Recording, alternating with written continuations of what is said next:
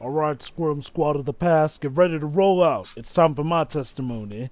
Next, But this is a prequel, isn't it? It'd be the Squirm Squad of the future. location is classified, Private. But Tibbs, the future is the past. That's the thing too. We're flashbacking in the prequel, so this is So the it's past of the past. so basically, you're telling me that Gearbox invented nothing with Borderlands the pre-sequel. Good to know. Tia, what are you talking about? Gearbox were never original.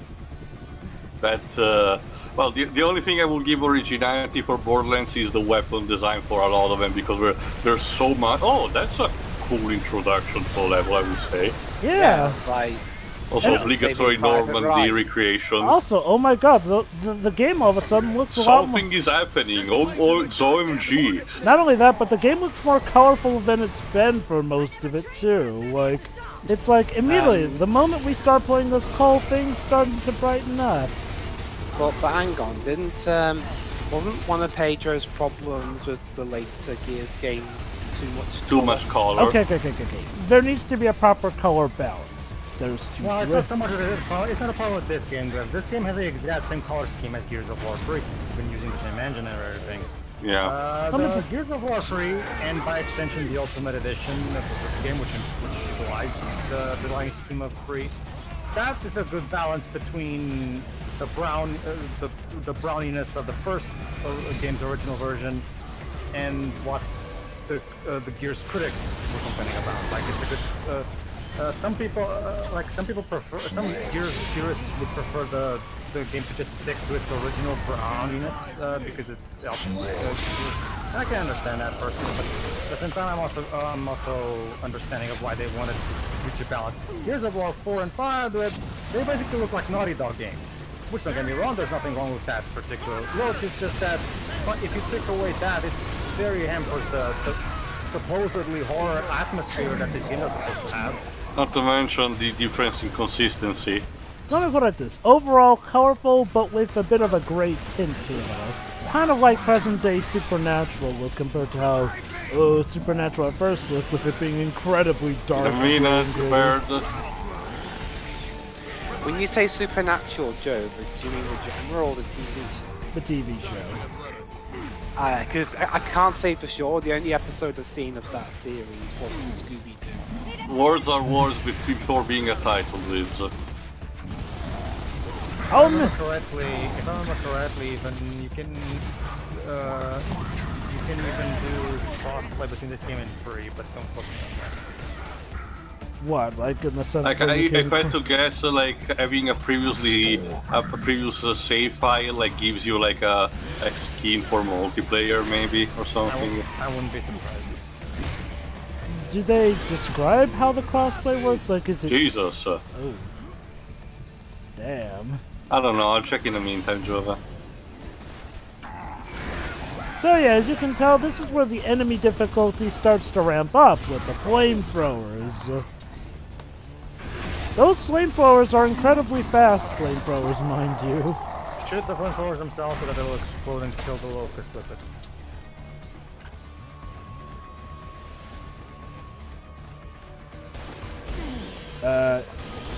You know, there's a lot of cases where the AI literally get right next to you and don't do a damn thing about it. Yeah, the AI in these games is not the best. It never has been. Again. I point back to the last part where a ticker, mind you, a ticker literally crawled right next to you and didn't blow up. You know, the very function a ticker is made for. Alright, I'm checking here. No, it doesn't seem to be... Oh. It doesn't seem to be involved with this game, but it says here, unlocking 3 achievements in the first Gears of War game, unlocks 3 multiplayer characters in Gears of War 2, and having any achievement in Gears 1 on the PC is the only way to unlock the Chrome Sawed-Off Shotgun in Gears of War 3. That's it.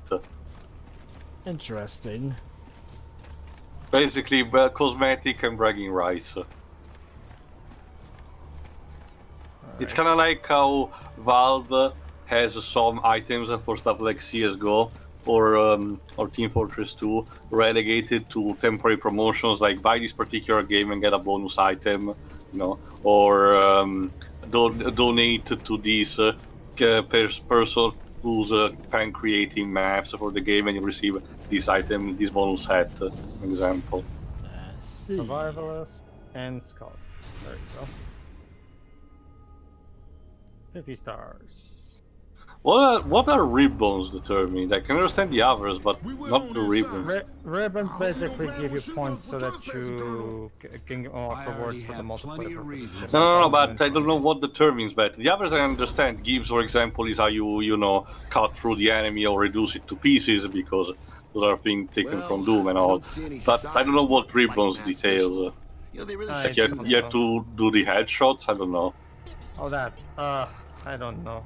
Quite frankly, I don't care. Alright, I'll check. Finish before artillery strike in 5 and 10. There you go, there's a time limit.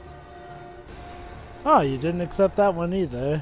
Oh well. Well, remember, Jova, you did most of them basically off screen just to unlock the aftermath campaign. I mean, it's not like the rest is all multiplayer related content, and I don't really care about that. So it's not like we're missing too much. I guess all we're missing is maybe some dialogue. No. Like I said before, Jova, all it does is place an extra factor on the thing. Oh, now the enemies are carrying more powerful weapons instead of it doesn't alter anything in the grand scheme of things. I assure you. Like I said, the only thing we're missing is apparently some cool dialogue changes, but overall, that's pretty much the only thing aside.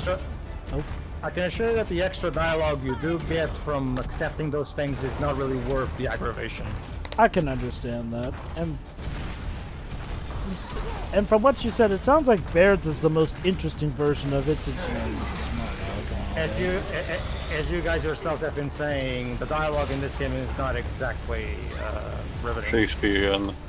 I mean, yeah, definitely not riveting.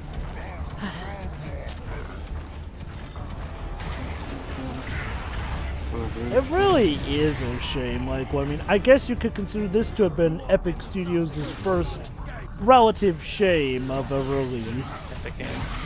Well, that's the thing, Joe. Like I said, without Cliff Blazinski and other key people, like the remaining people didn't really know what to do. So they just conjured this up. That's it. That's basically what we're getting. And yet, I will still argue that this is better than Gears 5. Oh yeah, I will. Well, I do. Yeah, this game is definitely much more focused on Gears 5, definitely. Hell, even Gears 4. Sorry. I think I found the closest thing to what could be the definition for this game. A nickname for someone that ranks well below a bronze medal in terms of coolness. So, and I can tell you that it's probably the closest one, because every other option on Urban Dictionary tells something that they probably shouldn't tell in commentary.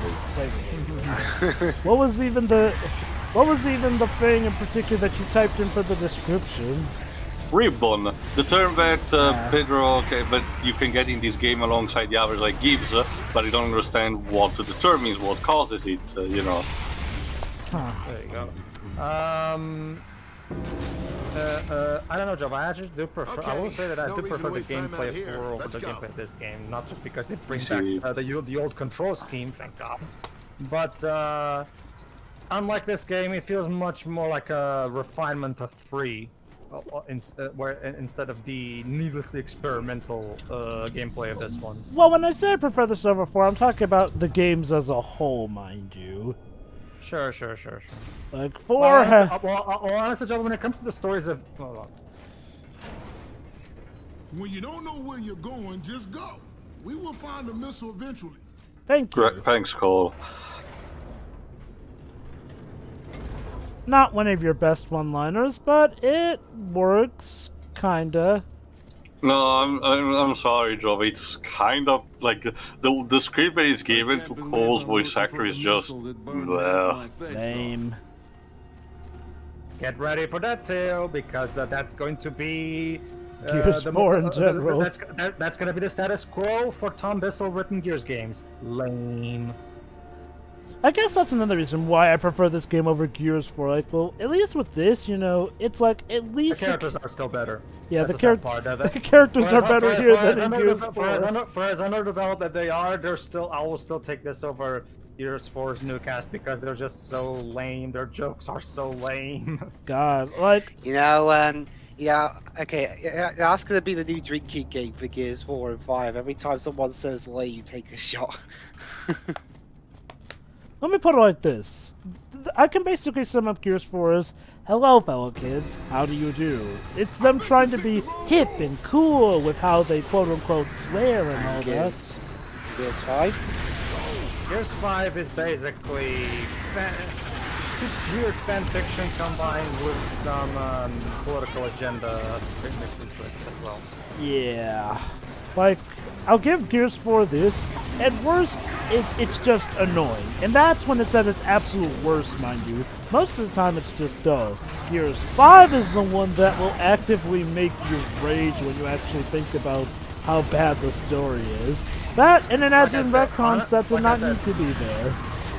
Honestly, to me, I was just sitting there baffled, like, why would you even do it? It's just dumb. Yeah, basically, if you don't like pointless retcons, you're gonna hate Gears 5. Okay, it's one of those things where I'm just like, okay, like you wanted to turn Kate into you wanted to suddenly switch protagonists mid-trilogy. And now, but you had exactly zero good reasons to do so, and that's really what it comes to fight. Imagine if during the original Star Wars trilogy, suddenly Leia becomes the protagonist. Leia becomes the protagonist. Like, Yeah, but Leia's interesting. well, true. And I guess to be fair, there was. Let me pick a better example then. Yeah, it's funny you mention that, Pedro, because there's actually literally there's actually a what if Star Wars comic where Leia kind of does become the protagonist. It's basically Well, to keep in theme with Microsoft, the what if in Halo 2, Cortana has to become the main character. I got an example. Wait, I got an idea. What if all of a sudden in the new trilogy, Master Chief was replaced as the protagonist and was supposedly made out to be the bad guy in the 5th installment of this series? Oh, wait. Jova, I get the joke. Dweebs, go ahead. Yeah. What if, like, in House Season 1, you know Vogler, that lame villain you get halfway through Season 1, what if suddenly he became the protagonist and House gets, I don't know, run over by his car or something? That would be weird. Anyway, I may have found an explanation.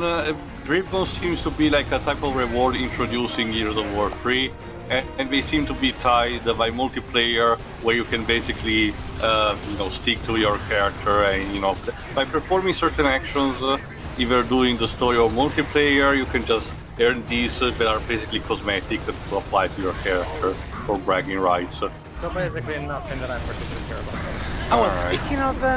Speaking of Cole, actually, on TV tropes, he's actually under on the Your Mileage May Vary page of the Gears of War series. He's actually kind of considered, at least by them, a base-breaking character. Oh, why so? Base-breaking? How so? Yeah, I'll read the quote directly. Let's be honest, folks. Either you love Cole for his madcap antics, boisterous bruiser personality, and for bringing some much-needed levity to this crap-sackiest of worlds, or you despise him for being a one-note character comprised of about 12.5 racist stereotypes that clashes with the setting's tone. Is this referring to him in Judgment? No, it's in general. Java? Your thoughts? I don't personally find him racist. I can see why some people may find him racist, but personally, I don't see that as the intent. I actually do genuinely. Do you think maybe the reason he's written like this in Judgment was to appease people who do think he's racist? Yeah, well, considering how he goes kind of back to being better in later games, I'd say, I really think that this was mainly just more of a result of the focus not being on him as much, or who knows, maybe they were testing the waters with this new writing. Although, I just ask, why even bother having him in at this rate? What bothers me about the quote is the saying that he clashes with the setting, like, how? No, seriously, I don't understand. You know, the world of Sarah is big and varied. There can't be any person that is like Cole around. There's always gonna Get be it. there's always gonna be some fans who take a piece of media extremely seriously and think that, oh, any amount of joy in this crapsack world is out of place. Hence why it's under the your mileage may vary page. Whatever. Or people out there that like getting a rise out of people, and the slight less first little misconception that they need to they will immediately cry racism just to get a rise out of people, basically. That too, possibly. That said, though, I think we can all agree that Cole here just isn't that much fun, regardless Not of really. whatever the purpose. Well, then I again, can tell that the voice actor is trying. It's just literally just the material that has to work with. like, It's oh, just- I do wonder if it was, aside from the script, there was also, you know, a problem with the different voice director. I mean, by that logic, Spike Lee movies would be racist because the characters in his movies, which are played by African American actors, and he's African American himself, and he writes and directs those bloody movies. So I don't know, like it just feels like. I've yet to see Black Klansman but the only thing, I think the only Spike Lee movie that I've seen so far is just Old Boy 2013, so it's not really a good example. Well, Very- apparently not even Spike Lee likes that movie. No, I trust me, dudes, I know pretty much everything that has to be done about that movie. It was to the point where you know how all his other movies are called a Spike Lee joint. Mhm. Old Boy 2013 is the only one that's just called a Spike Lee film. what the heck happened with that movie? I don't know, Jova, but it seems that Spike Lee was just tacked on as the director for doing it, and it was just yet another example of Hollywood not wanting foreign media, foreign movies, and just wanted to do their own versions of it. Because the original was basically a South Korean, and it's also the adaptation of a manga as well, you know. There, I got a ribbon for 3 headshots in a row. Oh, so basically, yeah, there you go. They are determined by different actions that you perform. So there's not like a recurring thing. It's just a matter of how you handle. Okay, got it. But basically, Jova, the idea at the base was the fact that the original Old Boy is considered by many like one of the best movies ever made. Not even joking, in the whole world. I think it's pretty great. I don't know if I would consider my absolute favorite, but it is a kind of a blast to go through. Remember that sequence in A Way Out where God, I forgot, it escapes me the name of the character, but during the hospital scene there's that sequence where Mirosa beat him up in a 2D shot. That is also taken as a reference also from Old Boy 2003, from one of its most iconic fight scene, that it's filming one continuous shot on a sort of a 2D plane, you know, kind of also giving idea of a video gamey vibe. You know what made me laugh my ass off?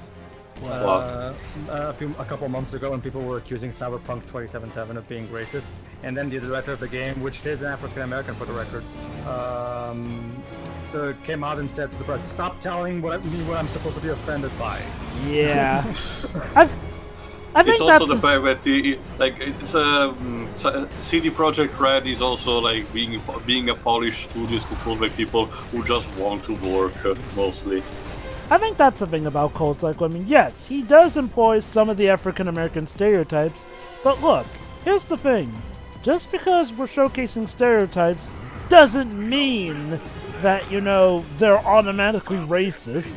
Maybe we're using the stereotypes to our advantage. Again, yes, Cole has African American stereotypes, but I'd argue that he wields them in a way where he doesn't feel like a caricature. Dibs here.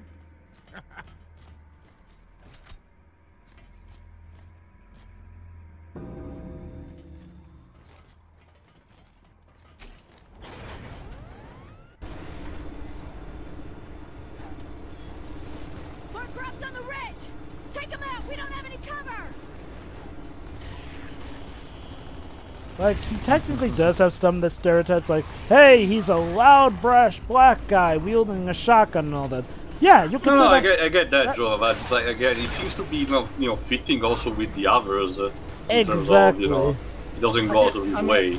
I mean, it's abundantly clear that all Cliff was aiming to was to have him be the not so much the comedy relief, more like the the one that gives the most levity of the group. You know, where like he's a good counterpart to Marcus's seriousness. You know, one thing I notice often when people call it stereotypes like this, more often than not, it tends to sometimes not be the actual minorities themselves, but Caucasians looking to get brownie points for supposedly standing up for the little guy. Basically, yeah. That ends that comment from the Cyberpunk director. Colonel, I think you might want to send a battalion out to Onyx Point when we're done here. The grubs seem to like that place. Okay, that was Noted. kinda spunky. Noted. But the funny thing is, Joe, about Oldboy 2013 is that the protagonist is played by Josh Brolin. Oh. The main the first major person that he bonds with, like around like 1/3 into the movie due to story reason, is played by the Olsen sister who plays Scarlet Witch. Oh, and boy. the quote-unquote penultimate boss that he has to face before encountering the main villain is played by the name of the actress escapes him, but the actress who plays Mantis in Guardians of the Galaxy. Wow. Clementif? I think she is. Wow, so essentially the only thing is missing is for the MCU to introduce a character played by Charlton Copley, and the reunion is complete. Who would Charlton Copley play in the MCU? Count Nefaria. Is there a I South totally African? see him as that. Is there a South African character in the MCU? Well, there was technically Claw, but Claw's dead. Sorry, Liz, can you repeat the question? I was just saying, is there a South African character in Like I said, there was Claw, but Marvel? Yeah, I guess. Claw's dead though. Oh wait, are you suggesting that they resurrect Claw and he becomes Charlton Copley? The more well, that's the thing, Joe. I remember the comic book version of Claw is a bit different because it did not start like the one incarnation we see in the MCU, but later it kind of becomes this being that is made of sound. Just bear with it, Libs. He becomes this being made of sound, but then he gets defeated by Dazzler of the X-Men and gets absorbed into Galactus' ship. Then he's rescued by Doctor Doom. Then after Secret Wars, he went away and then he became more human. Like it's a jumbled mess. I'm surprised that the MCU managed to actually get a decent alternate version of the character. It's also one of those cases where, to paraphrase a comedian from my country, according to the definition of racism, last I checked, it was about putting down and treating people of other races inferiorly. You know, that last time I checked, that was what racism is. But now just doing a loud voice is considered racism. It doesn't help that there are low-key and subtle forms of racism, especially in stuff like, you know, the work industry and whatnot. So, admittedly, racism can take many forms. However, I do agree that when it comes to, you know, stereotypes in media here and there, okay, yeah, obviously there are some cases where stereotypes don't work. Case in point, Fan Four Stick, where they make John. Sorry, I had to go there. Well, I don't know what you're talking about, but I'll trust you on that. Kids and Mudflap are the two, basically the Jar Jar Binks duo of... Oh, the characters from Transformers that you keep referencing about. Alright. You were saying Java instead? Fan Four Stick. Yeah, they made Johnny Storm black, but they also made him an underachieving slacker who's failing in school, even though he's supposedly also a genius as well. So... How does that even work? Well, don't you see, though? Of course the black kid is the slacker of the group. Honestly, I don't even know what's even remotely likable as a character in Transformers, because everyone has a problem like that. Johnny, as what you just said, Ben Grimm is being abused by his brother, where they either incorporate the "Eat Strawberry" time catchphrase. Thanks again. Sue. What is Sue's character? She's there. She's a loaf of bread. She even gets me. She even stays behind during the escaping mission that we do, that gives her powers, and just gets me because the wave reaches into the real world. And Reed is an asshole. Oh God. I think it's a thing where Like when he abandons his friends. Yeah, and becomes a government and becomes a fugitive. Who is found rather easily because Sue remembers that he used to read a certain book, and that's how they find him. Yes, Pedro? I think the problem is that people need to start using the correct word, like it's either stereotyping or being outright racist, because I would argue that claiming that how Cole is written in the original trilogy is equal to something that happens in say, let me think, something akin to like an African American not being able to get a job because the. You mean like The Blind Side?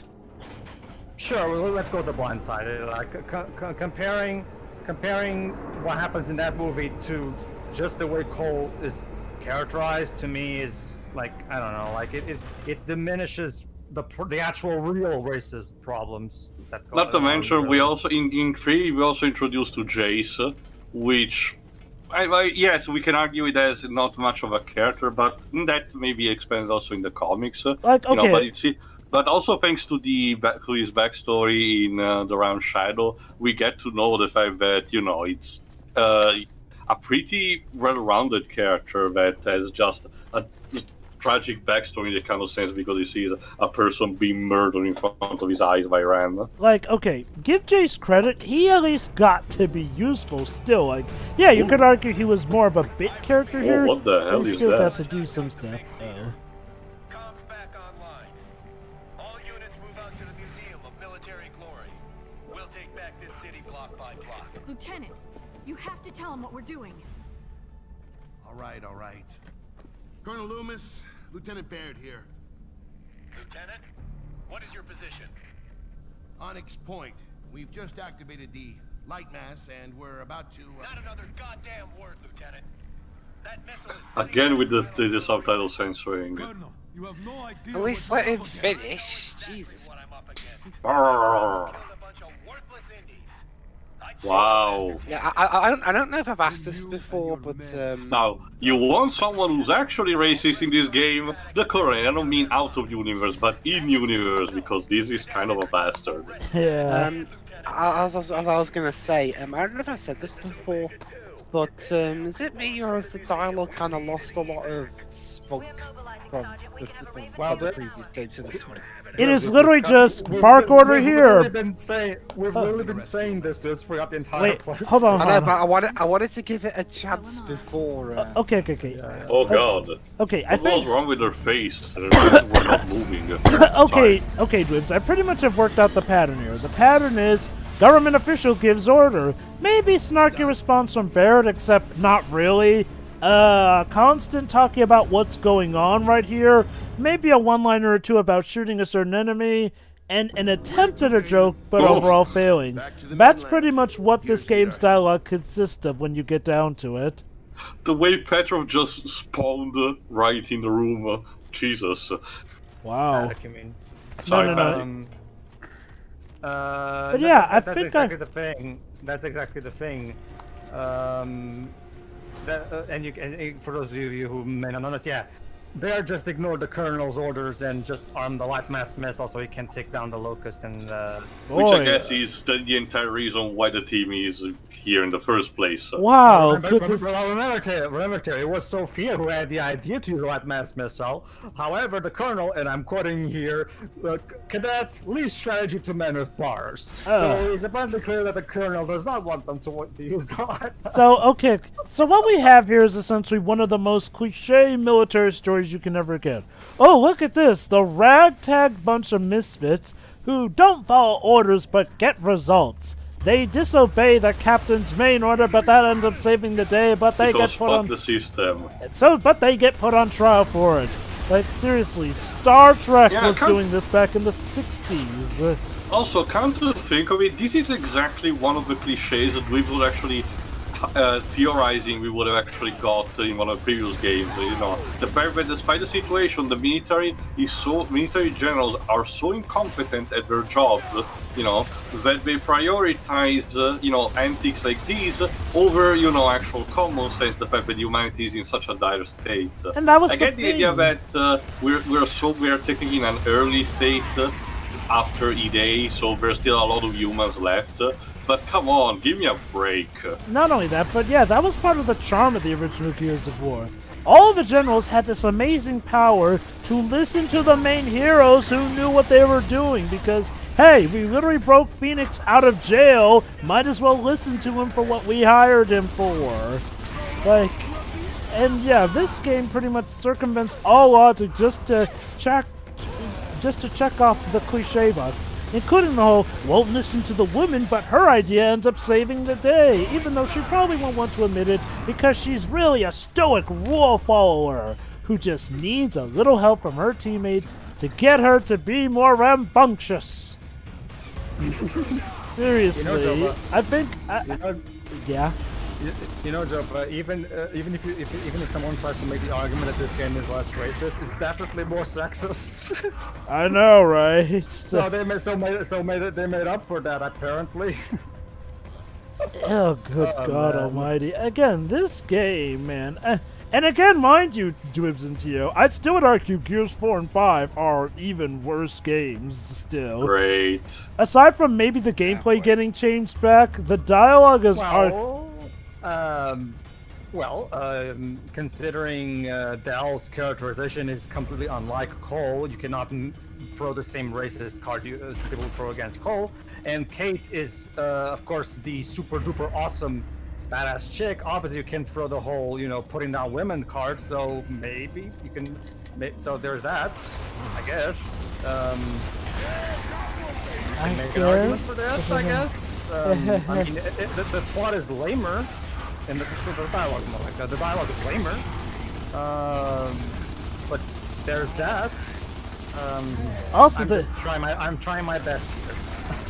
I guess you could say they make up with it by trying to make the story more interesting, but like I said in Gears 5, that just mainly leads to retcons that absolutely nobody was asking for.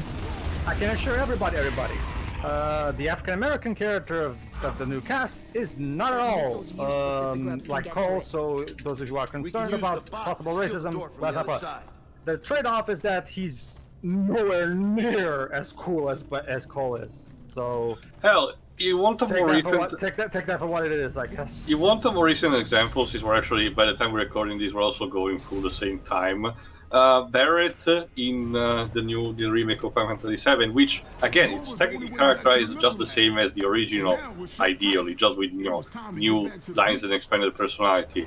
But that's basically how it was, you know, basically an idea of like Mr. T in terms of being inspiring for his comrades. And yet, yes, he does something like the slang that could be considered by many not politically correct. It's like I said, stereotypes are fine so long as they aren't all that is to the character, unless that's the intent of a story that, you know, trying to, like, point out some social commentary here. Otherwise, you know, I mean, cool, unless it's a bit character here and there, you know, as long as that character is a character, the stereotypes may be fine. Well, granted, it will depend on the... Okay, some stereotypes are definitely big no-nos, admittedly, unless you're just trying to play very tongue-in-cheek on that. But in stereotypes like, you know, again, Barrett from Final Fantasy VII, both the original and the remake. Yeah, he has stereotypes, but that's because he's based off of Mr. T. Mr. T is one of the quintessential examples of a character who does have those stereotypes, but plays off them rather well to become an interesting character, mind you. Mihal, there's an episode of a British drama I watched called Life on Mars, where the show was set in the 70s, so you can imagine. And there was one episode where there was a black police officer who temporarily joins the crew to assist them, and he was getting some of the racist stick that his people were kind of getting back then, And the way the episode goes about addressing that is interesting. It's like he feels that in order to fit in, he felt that he should, well, for lack of a better term, embrace the stereotypes.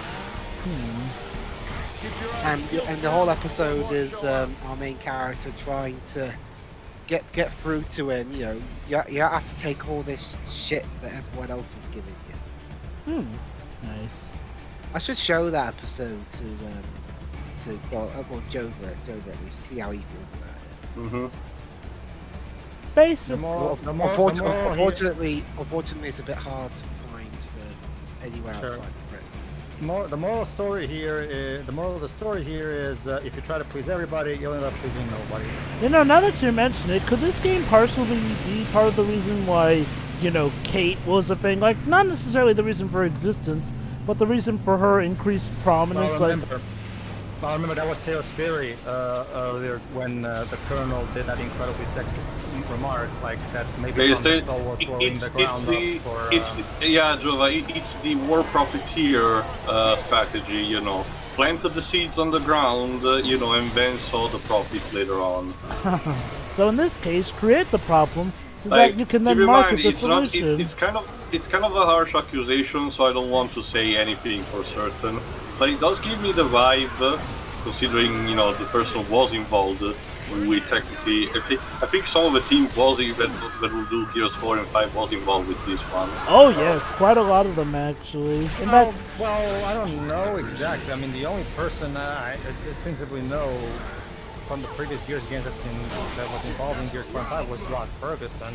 I mean, I don't know if any of the previous I don't know if any of the people that were hired from the Coalition outside of Rod Ferguson were former Epic Games employees. Oh shit!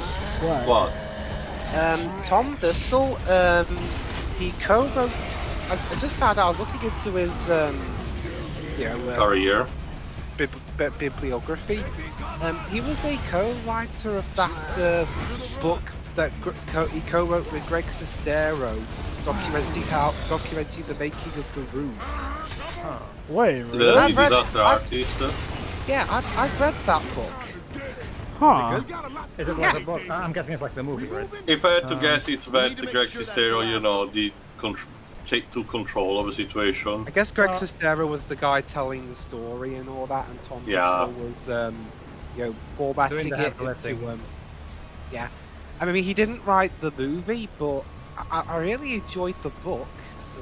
Sure. Well, there's like a writer that has bad spots in his career can still write something good eventually. So maybe it's like a broken clock is right twice. So yeah, basically we're just holding our ground and killing all the locusts. oh yeah, this is still going on.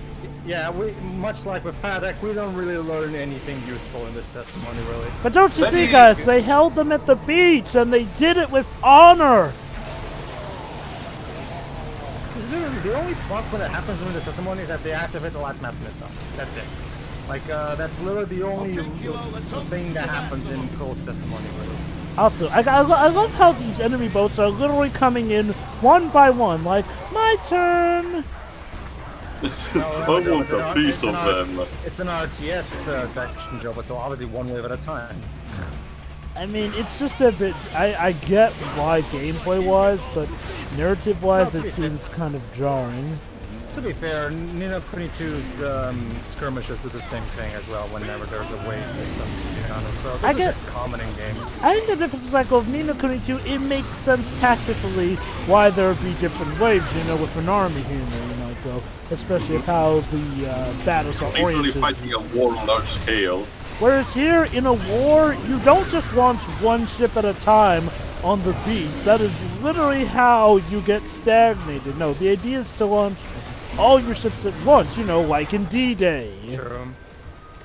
You know, I'm actually surprised, considering Halo got Halo Wars, the Halo Wars spin-off. I'm surprised that Gears did not get an equivalent. I know that Gears Tactics is technically not the same thing, keep in mind, since it's more similar to XCOM. I'm talking about something that is a pure RTS. Well, if it helps you, Joe, but the RTS sections from 4, the only element of this game that was brought back in 4, There's no ships. It's purely just enemies. Yes, that's nice. I mean, and like I said, you know, it's a minor detail, but as we stated before, by not focusing on minor details, that eventually works its way up the ladder to not focusing on the bigger details. Okay, I should elaborate on. There you go. See, now that's some good. That I was should good. elaborate on what I said earlier about that last on Mars example. The character getting all the racist shit. He is bothered by it, but to try and cope with it, he adopts more of a well, I'll use a quote from the show, more of an Uncle Tom persona. Oh. Well, without seeing the actual. Well, I mean, myself, okay, I'll make it clear. You know, it's just the 70s characters that are doing all this stuff. Yeah. Fair enough, yeah. Our main character, who it might be a bit difficult to explain, and let's just say he comes from a time period where obviously that kind of stuff isn't. Well, in that case, I guess you can make an argument that that's kind of the whole point, you know, like. I mean, obviously, like he just time traveled back into a much more regressive time period, so obviously things are not going to be all that pretty. Yeah, I mean, and if the moral of the episode was that, you know, it's wrong to force him to act like that, then by all means, more power to them. I mean, it's like if you had a movie. It's like if you had a movie where a character from today's time and age travels back in time to the 1920s, and there's absolutely no racism to speak of. I mean, it's a nice thought to have, I guess, but it's completely unbelievable and unrealistic. I mean, and not to mention insulting, because you're basically trying to pretend that it never happened, really. So I'm confident Joe will agree with me that that's actually more insulting than actually depicting it as it is. Pedro. Yes. I may have found out a reason why Gears of War 3 didn't sell as well as Gears 2.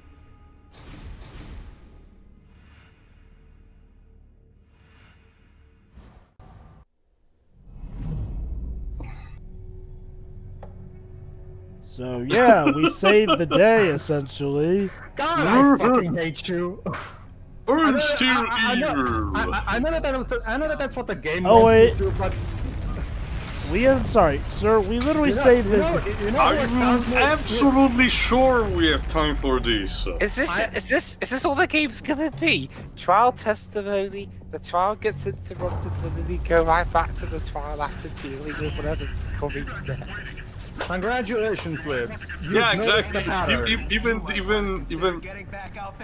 Oh my.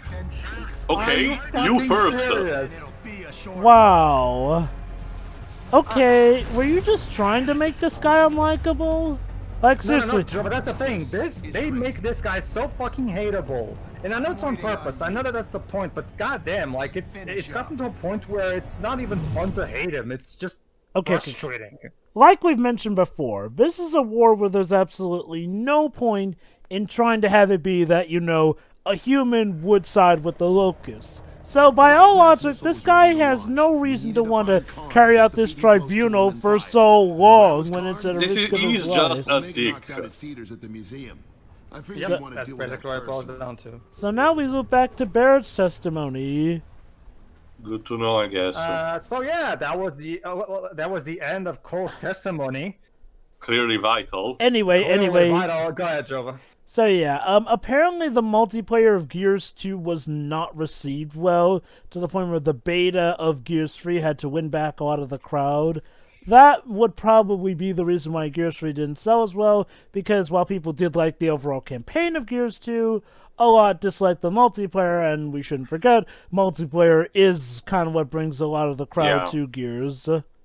I guess. I've never, from the various videos and retrospectives and conversations I've had, I've never heard anyone talk bad about Gears 2's multiplayer, especially considering you would introduce the Horde mode, which is regarded as the iconic multiplayer mode of the series. Maybe it so- wasn't polished enough. All I've been able to find mainly is how about the beta for the third game was what won back a lot of the crowd after a lot of players despised the second game's as multiplayer.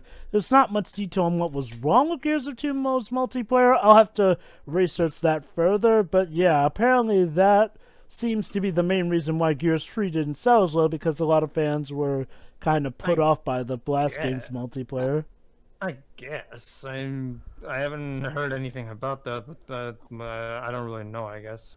I guess to be Anyway. fair, Gears of War 2 isn't exactly the hot seat topic that it used to be anyway.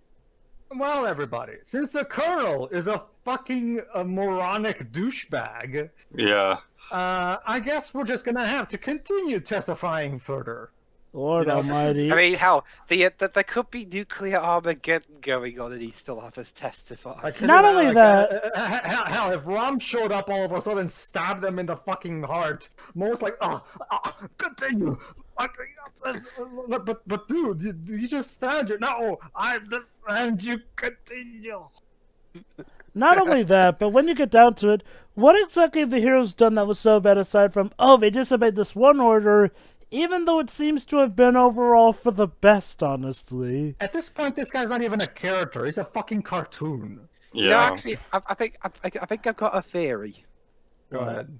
The guy who's doing the trial, he's secretly the main bad guy all along, and he's just prolonging this trial no matter how stupid the reason to try and deflect attention from himself. And and these guys are the only witnesses to anything bad he might have done.